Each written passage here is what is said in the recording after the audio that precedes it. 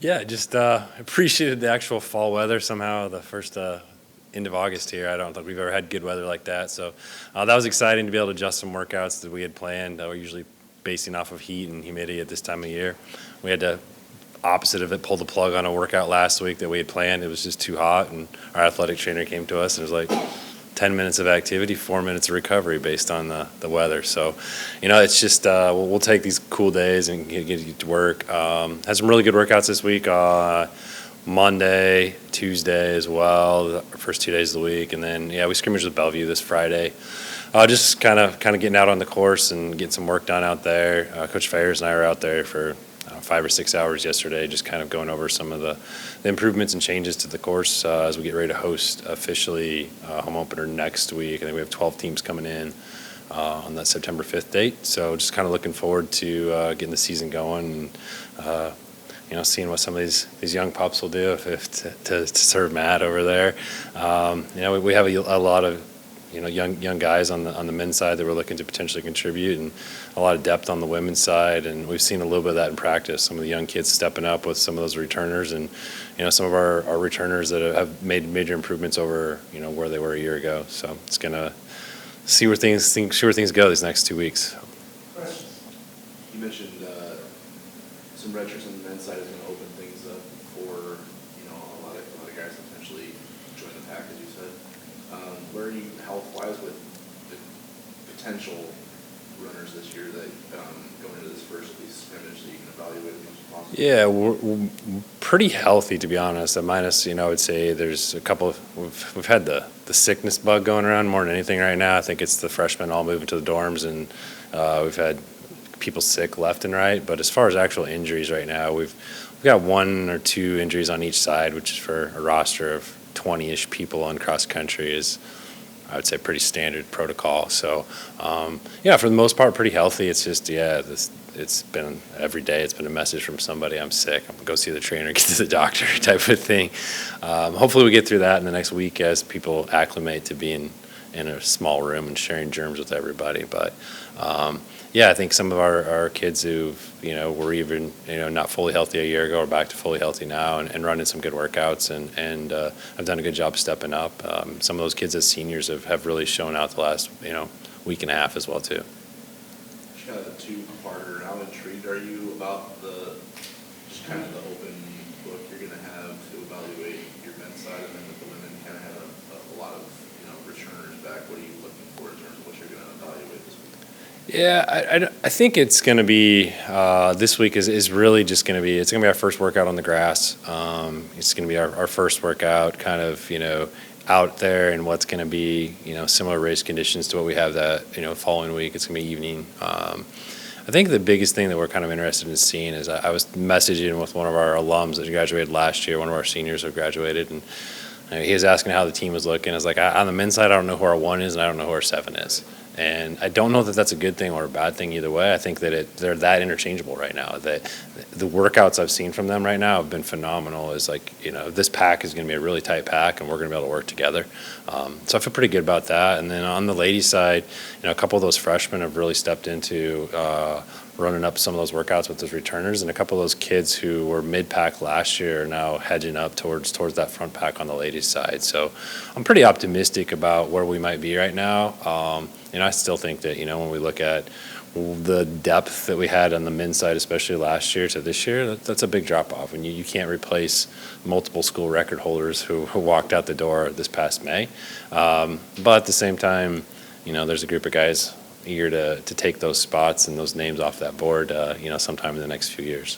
What does that process look like when you have such a tight pack on the men's side?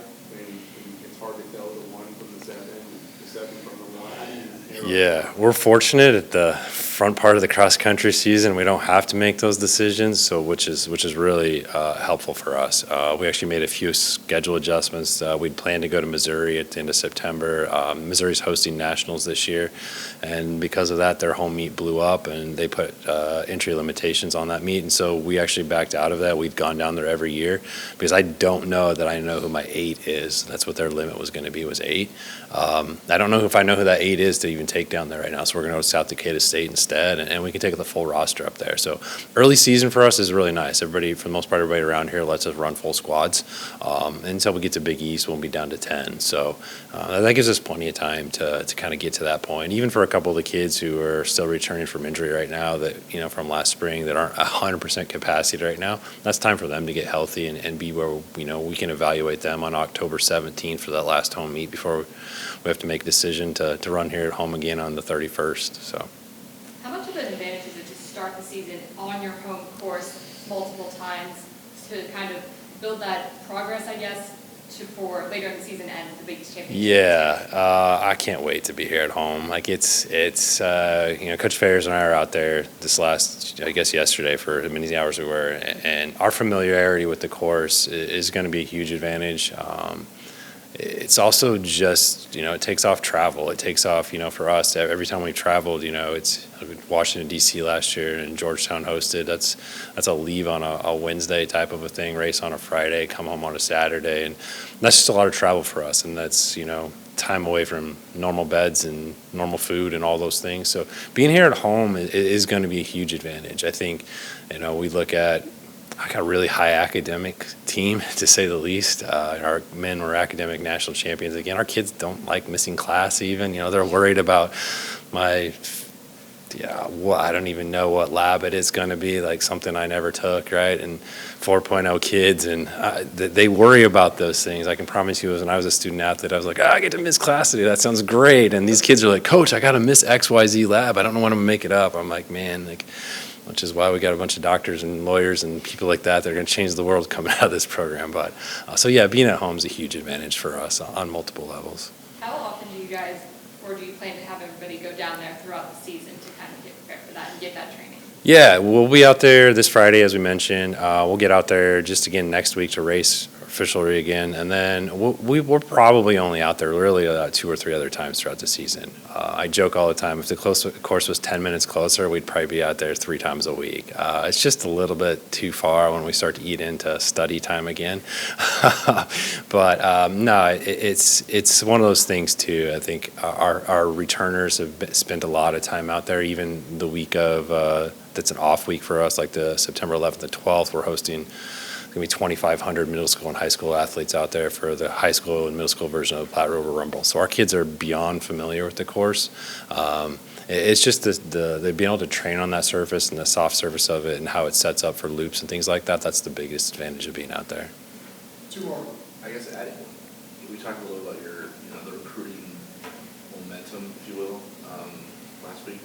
When you bring in those classes that kind of have, I don't know if there's hype cross country, but there's hype. You know what I mean? Like you're excited about the group that you're bringing in, and now you get to actually put eyes on them in your own setting. Like, what are you looking at? Like, how do you temper the fact that this is a new person at college? Like, they're trying to get everything else in their life figured out as well as. Yeah, they're trying to get a lot of things figured out. I can tell you that. That's something that we Coach Ferris and I think have really learned over the last number of years is that's first 2 weeks for our freshmen. And we had that conversation with our freshmen. It's a lot. You're missing your mom and your dog and her lasagna and your best friends from home and all those things. There's big adjustments. And on top of that, we have early practices, 6 a.m. multiple days a week, and how that adjusts to sleep and roommates and all those things. So I think that we try to really limit what those expectations are for our freshmen. My biggest thing when I'm looking at a freshman these first 4 weeks is how do they move? And that's just a beauty of the sport thing for myself is looking at how they move in workouts and how they're biomechanically, how they're handling things and what their form looks like and how are they looking after the first rep versus the second rep versus the third rep. And that tells me more than anything. That's going to even tell me more than a race will right now for them is looking at, physiologically, how do they look while making their way down the course or around a track or whatever we're doing that day. And that's just, that's 20-some years of coaching, I guess. I don't think I could have told you that when I first started here or way back when. It's just knowing what those things look like, and that kind of gets that excitement going, and knowing we have things to fix and work on, but knowing that there's still a lot of potential opportunity there.